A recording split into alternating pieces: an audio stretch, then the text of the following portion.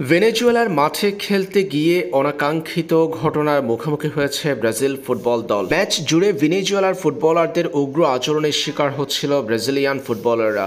Brazil তারকা Vinicius জুনিয়রের স্কিলের সঙ্গে না পেরে তাকে বারবার ফাউল করছিল প্রতিপক্ষ ভেনেজুয়েলার ফুটবলাররা। তবে মাঠে একেবারে ম্যাচের শেষ অংশে অতিরিক্ত সময়ে যা ঘটল সেটা ছিল একেবারে অপ্রত্যাশিত আর অনাকাঙ্ক্ষিত। ম্যাচে তখন একে গোলে চলছিল খেলা, আক্রমণে ছিল ব্রাজিল। হঠাৎ করে মাঠের এক প্রান্তে পানি ছুটল পাইপ লাইন থেকে। তো এই পানি ব্যবহার করা হয় স্টেডিয়ামের ভারসাম্য ঠিক রাখতে, ঘাসের ভারসাম্য ঠিক রাখতে।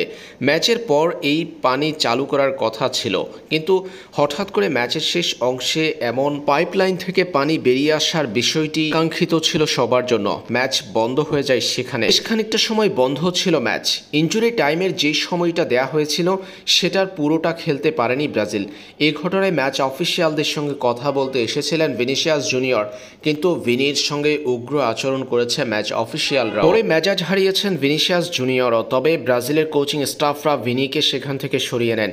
এদিকে মাঠে রেফারির সঙ্গে কথা বলছিলেন ব্রাজিলের গোলরক্ষক এইডারসন এবং লুইস হেনরিকরা। লম্বা সময় ধরে চলছিল মাঠে এই পাইপলাইন থেকে পানি বের হওয়ার ঘটনা, যার ফলে ম্যাচ বেশ খানিকটা সময় বন্ধ ছিল মাঠে।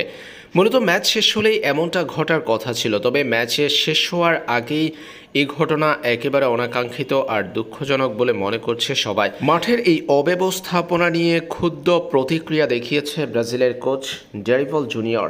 কারণ অদ্ভুত এই ঘটনার কারণে মূল ম্যাচের সময় নষ্ট হয়েছিল।